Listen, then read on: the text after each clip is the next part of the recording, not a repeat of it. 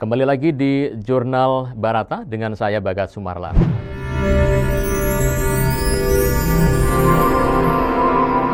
Jurnal Barata. Anak merupakan bagian yang sangat penting dalam kelangsungan kehidupan suatu bangsa, sebab anak adalah merupakan sumber daya manusia bagi proses pembangunan bangsa gitu ya. Dan juga kita berbicara tentang anak, Tiongkok adalah negara dengan jumlah penduduk terbesar di dunia. Dengan jumlah anak terbesar kedua dunia ini memang berkaitan dengan hal tersebut. Komisi Pembangunan dan Reformasi Tiongkok bekerja sama dengan 22 departemen terkait. Ini telah mengusulkan proyek percontohan pembangunan kota ramah anak. Selain juga menyangkut kebijakan sosial, layanan publik, perlindungan anak, ruang pertumbuhan anak, dan juga lingkungan pembangunan. Ini dijadwalkan pada 2025 nanti, Tiongkok akan membangun sebanyak 100 kota ramah anak secara nasional nih. Sehingga nantinya pada tahun 2035 nanti diperkirakan lebih dari 50% kota di negara dengan populasi lebih dari 1 miliar penduduk ini akan mengembangkan kota ramah anak. Nah, kota yang ramah anak ini nanti telah menjadi indikator penting dari pembangunan kota yang berkualitas tinggi. Dan konsep ramah anak telah tertanam sebetulnya di seluruh masyarakat. Dengan konsensus dan kesadaran seluruh rakyat, maka anak-anak ini nantinya akan menikmati kehidupan yang lebih baik ya.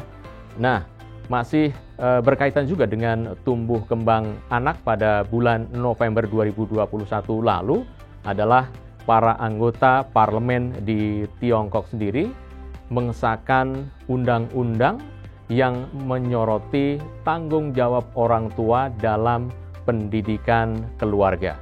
Nah, pada sesi ke-31 Komite Tetap Kongres Rakyat Nasional ke-13, para pembuat undang-undang ini adalah mengadopsi undang-undang yang bertujuan untuk melindungi anak-anak dari beban akademik yang berlebihan ini. Nah, seperti diketahui, undang-undang tersebut adalah melarang orang tua untuk memberikan beban akademik yang berlebihan pada anak-anak mereka. Nah, undang-undang tersebut dibuat memang ya bertujuan untuk mengurangi tekanan terhadap anak-anak dari pekerjaan rumah yang berlebihan dan juga bimbingan belajar setelah sekolah begitu. Ini dinyatakan dalam undang-undang yang dibuat bahwa orang tua atau wali murid ini harus mengatur waktu yang tepat bagi anak-anak mereka untuk belajar. Misalnya juga istirahat, rekreasi, dan berolahraga. Nah, selain itu, undang-undang tersebut juga menuntut orang tua untuk berperan aktif dalam mencegah anak-anak menjadi kecanduan internet. Ini penting ya. Nah, dijelaskan pula dalam undang-undang tersebut, negara, sekolah, dan masyarakat ini harus memberikan bimbingan, dukungan, serta layanan untuk pendidikan keluarga. Nah, yang menarik juga dalam undang-undang tersebut adalah pemerintah setingkat kabupaten misalnya, ini akan mengambil langkah-langkah untuk meringankan beban siswa dari pekerjaan rumah yang berlebihan dan bimbingan belajar di luar sekolah. Bahkan dikatakan dalam undang-undang tersebut adalah pihak sekolah dan juga keluarga ini harus memiliki komunikasi ya yang baik agar dapat bekerja sama dalam pendidikan siswa. Ini sangat bagus kalau menurut saya. Nah, yang menarik adalah bahwa orang tua di Tiongkok ini ternyata menyambut baik dikeluarkannya undang-undang ini begitu. Apalagi setelah pemerintah di sana ini mengeluarkan seperangkat kebijakan ya yang dikenal sebagai kebijakan pengurangan ganda begitu. Nah, apa itu? Jadi artinya adalah untuk mengurangi beban pekerjaan rumah yang berlebihan dan pemberian bimbingan belajar di luar sekolah. Ini untuk anak-anak ya, yang memang kebijakan tersebut merinci persyaratan di berbagai bidang, termasuk adalah mengurangi pekerjaan rumah dan juga meningkatkan kualitas pendidikan dan juga pemberian pelajaran tambahan setelah jam pelajaran selesai, yang kesemuanya ini memang disediakan oleh pihak sekolah gitu ya.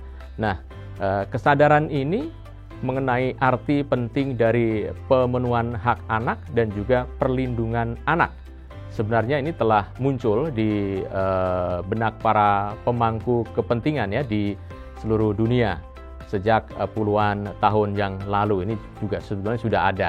Nah, kesadaran itu pula yang kemudian membuat negara-negara anggota Perserikatan Bangsa-Bangsa atau PBB ini untuk kemudian merumuskan sebuah kesepakatan internasional. Jadi sebuah aturan universal yang juga dapat menjadi pedoman dalam pemenuhan hak anak dan perlindungan anak itu sendiri, gitu ya. Jadi setelah melalui berbagai pertemuan begitu, Majelis Umum Perserikatan Bangsa-Bangsa kemudian mengesahkan Konvensi Hak Anak pada 20 November tahun 1989.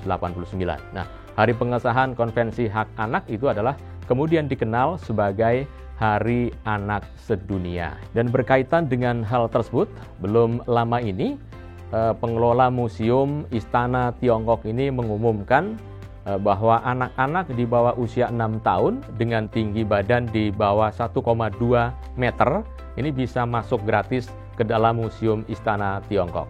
Belakangan ini memang banyak destinasi wisata di Tiongkok ini, khususnya Beijing gitu ya, digratiskan untuk pengunjung anak-anak.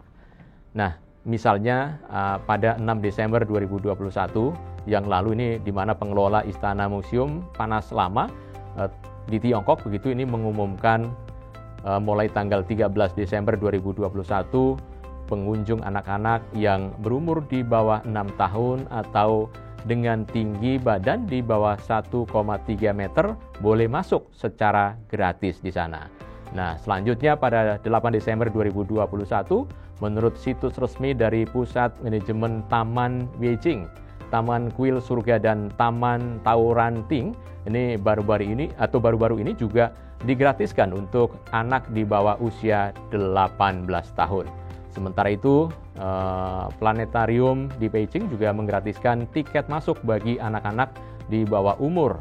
Nah, saat ini banyak tempat wisata memang ya, tempat wisata edukasi di Beijing yang menerapkan uji coba akses gratis kepada anak di bawah umur sebagai tindak lanjut daripada undang-undang tentang perlindungan anak di bawah umur Republik Rakyat Tiongkok.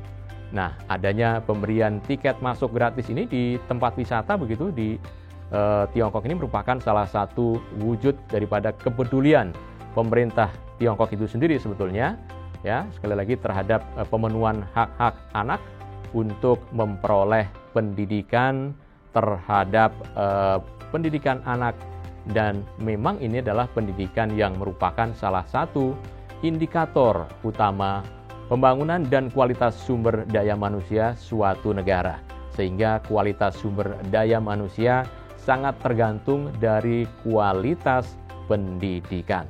Nah, Tiongkok melihat pendidikan merupakan adalah bidang yang sangat penting dan strategis dalam pembangunan nasional mereka, karena merupakan salah satu penentu kemajuan bangsa.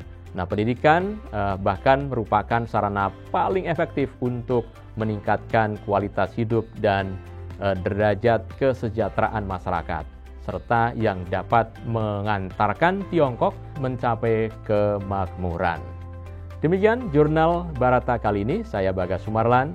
Terima kasih, sampai jumpa. Demikian Jurnal Barata.